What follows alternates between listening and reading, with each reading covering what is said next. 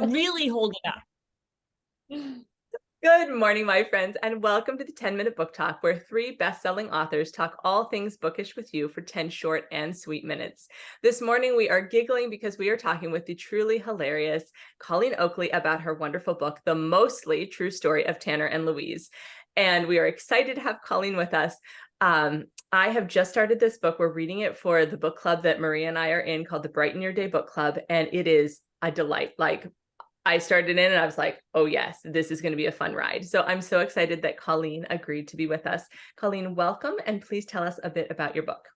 Thank you. Thanks so much for having me on here. My book is about an 84-year-old woman named Louise who has a big secret past, and she ends up on a cross-country road trip adventure with her 21-year-old college dropout caretaker named Tanner, where they are both trying to outrun the mistakes of Louise's past and the police who are hot on their trail. So I like to kind of pitch it as a mashup between one of my favorite movies, Thelma and Louise, and the TV show Hacks. Fabulous. It's amazing. I love it. Goodness, I love it. Okay, so other than the mashup that you've just given us, because there's so much more within the book, what inspired you to kind of put these people together and go on this journey? What is that inkling that came to you? Yeah, so it really, in a nutshell, I like to say this is my most personal book, even though I should throw in the caveat that I have never been on the run from the law. Not 84. So you say. So you say. So I mean, say. If you have, would you tell us?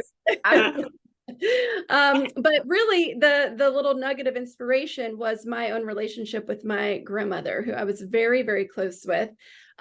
She was just such a wonderful woman, pragmatic, hilarious sense of humor. We spent so much time together. We were very, very close in our lives. And about 5 years before she passed, she was diagnosed with late onset Parkinson's, which is a really, really difficult condition, made all the more difficult by the bevy of medications that doctors put you on to keep the symptoms at bay. And so the side effects in my grandmother's case came in the form of hallucinations and really vivid dreams. And so she started having trouble deciphering what was real and what wasn't, which made our phone conversations a lot more interesting.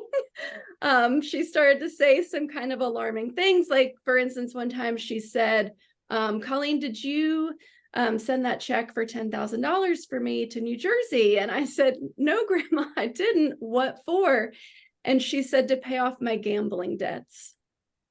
So my family and I kind of started sharing some of the more outrageous things that she said, A, because they were funny and my grandmother would have found them funny herself, and B, what better way to deal with grief than through humor. But of course, the novelist wheels in my brain started turning, and I thought, what if any one of these things that she was saying were actually true? What if she had this other secret life that nobody in our family knew about, and it was just starting to come out toward the end of her life? And that's when the character of Louise, my 84-year-old character, was born. I love it. Love this. I love this. I mean, I love bringing older characters in, and I love a caper so much. This is a caper. Yeah, no, this is just like, this book has all the things. So, but I want to know, so when you're writing, especially now, given what you told us, what was the most fun part of writing this book, and what was the most difficult part?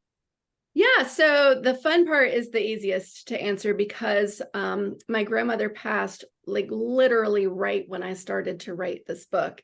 And so it really became part of my grieving process. And it was so cathartic because the character of Louise was so inspired by her.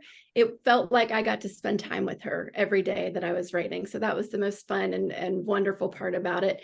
And the hardest part was there's a lot of FBI and police protocol in the book. And so I mean, I've never been in the FBI. I've never been part of a police force. We're chased by them. Right?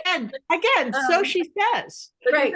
I might be in the FBI right now. You'll never know. So I had to do a lot of research, and I had a lot of great experts help me out and figure out, how to make those scenes come off as more realistic. Oh my, I wouldn't have even thought that. That's kind of dramatic and cool. So now you know, and if you are going to pull off a bank heist, now you know how it works. So Right. And I know how to get away with it. it's Except you've now recorded that. So that was Darn it. that was a Erase that from the So, like, podcast. there's like All right, some well, evidence there. I so resonate with this. I was very close with my grandmother. She lived with us all growing up, and I adored her. She passed a few years ago. I miss her very much, and she was a woman who enjoyed a good caper. So I love that you were so close with your grandmother during this. But I'm curious then about Tanner, because you've got, like, where did Tanner come from?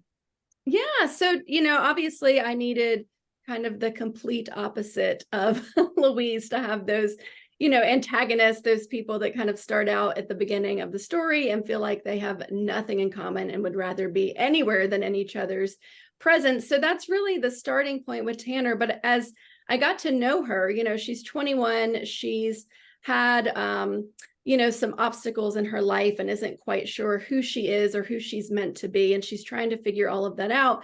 And I found that I recognize so much of myself in her as well, because who hasn't been 21 and had all of those feelings of who are you meant to be in this world? And so though I had to dig back in the recesses of my memory once I did that, I really related to Tanner as well. Oh, I love it. Well, we are just delighted. I'm so excited to read more, and I'm so excited to discuss this book in book club, because the only danger is that everyone's going to love it, and it's going to be a really boring discussion where everyone's just like, I loved it. Let's eat more. It's great. Good danger to have. That's the best case scenario for me. I would like to hear that as author. That's for book club discussion. But I think that is a real danger with this one, because I think it's going to appeal to everybody. Okay, so I'm going to ask you the last question that we asked to everyone, and that is, Colleen Oakley, what is bringing you joy today? So the thing that brings me joy today is I have had bags and bags of clothing and household goods to deliver to Goodwill sitting in the back of my minivan for about a month. I'm that person where I can get it out of the house and then it sits in the trunk of the minivan, and I dropped it off this morning and I'm so proud of myself. Congratulations. It's like, well done. It is a great feeling, though. You cannot Great feeling. feeling. I did that last week. Someone else. That's great. Well, congratulations for being so tidy and organized. Exactly. And so glad. Can you hold up your book one more time? Yes. So readers, if you are looking for a caper, if you are looking for an intergenerational story, if you are looking for heart and humor, if you are looking for some bank robbery and some FBI protocol, this is the book for you. Run out and grab the mostly true story of Tanner and Louise, and then grab it for someone you love as well, because I guarantee they're going to enjoy it. Colleen, thank you so much for being with us. And Thank you, guys. to our listeners and watchers, thank you for joining us, and join us next week for more 10-minute book talk fun. Until next week.